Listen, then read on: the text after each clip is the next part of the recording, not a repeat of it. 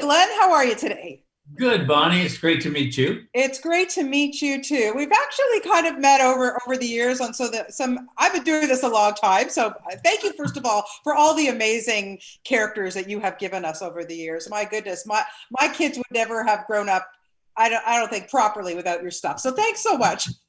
I've been a good babysitter. You certainly have, and I do appreciate that. I don't know how much money I owe you, but we'll figure it out later. Glenn, congratulations on this wonderful film. I just loved it. I've seen it a few times already, and I was just telling Kathy how I even cried more the second time.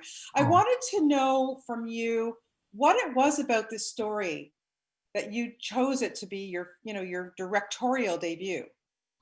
Yeah, I was heading down a different path. I had a story that I was planning on doing, and but I really believe the best things in life are a gift. And this came like when Kobe called wanting me to do Dear Basketball. Yeah. This came along, and when I read Audrey's beautiful script, she was dealing with something so real, so difficult subject wise, and so personal for her. I I was fascinated with it, but it was really the character of Feifei herself, Oh, because yeah. she is the vehicle. She's the one that is going to take us on this journey. And I love these characters that believe the impossible is possible, and that there's this. She's such a smart girl. Yeah. I mean, she's going to build a rocket to the moon. Walt Disney always talked about the plausible impossible. All we just needed was enough. I mean, she knows science, she knows math, she knows physics. She's so inventive, can pull all of these elements together. And then there's this other side of her that her mom gave her. She told her about Chang'e living on the dark side of the moon. It represents Hmm. love that lasts forever. Um, that Fei, like her mom, could see what others couldn't see. Those are the things that I look for in a character that I want to do. Yeah, just it's just a beautiful story. And I know initially there was no music in it, but I'm so happy that it was altered that way that it has become a musical. The music is wonderful and those sequences are just phenomenal. How challenging was that for you? Well, yeah, I was reading the script, and the songs were not written in there, though I felt like anytime I read a script, I I may read the lines, but it's always between the lines. That's what when you storyboard, whatever you're animating, it's always between the lines. It's Hmm. in the intent, it's behind it. And I just couldn't help but see here's a song, this is a song, Yeah. this is a song.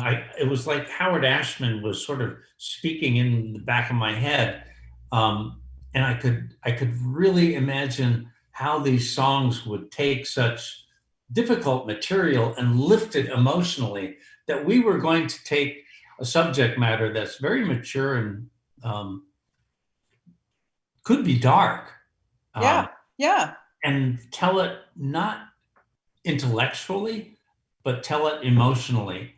And with symbols in a way. I pictured this film more as a visual poem where Yeah. you have symbols like Chin that's just going to run through a wall. He's not going to let it stop him all the way through to the Chamber of Exquisite Sadness. And I mean, at one point, Faith says, "I just want things to go back the way they were." Um, and who wouldn't say that today? I was just going to say that, like, absolutely. Boy, does this ever resonate. And I quickly have to ask you about with the wonderful voice cast that you have. Everybody is just so spectacular. But why did you choose Kathy to play your lead, Feifei? She's so spectacular. Because she was so spectacular. she, it was, well, Jenny Rim has this wonderful way. She's my producer of letting me think I discovered things. Yeah. And so there was this moment where I was going to meet Kathy. Jenny knew she wanted that girl to be uh, Feifei because she had worked with her before.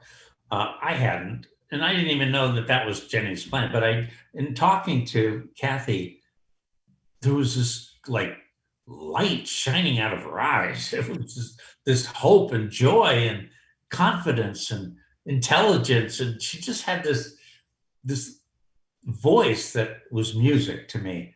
And she wasn't even singing or anything; she was talking. And a few minutes talking with her, I came over to Jenny and said, I just met her face. She's, I know, she's right, and she sings, and it was, yeah, it was made It me was happy. meant to be. You know what? It's just such a wonderful film. I want to thank you personally for it. It's spectacular. It really is, and I absolutely know deep in my heart that you have a very good chance of winning an Oscar for this. It is just wonderful. So great to have the opportunity to talk to you today, Glenn. Thank you Thank so you. much. From your lips to God's ears. Thank you, Bonnie. You're so welcome. Well, we'll see you at the Critics' Choice 100%, and I have say in that. So there you go. Take care. Bye, Glenn. Thank you.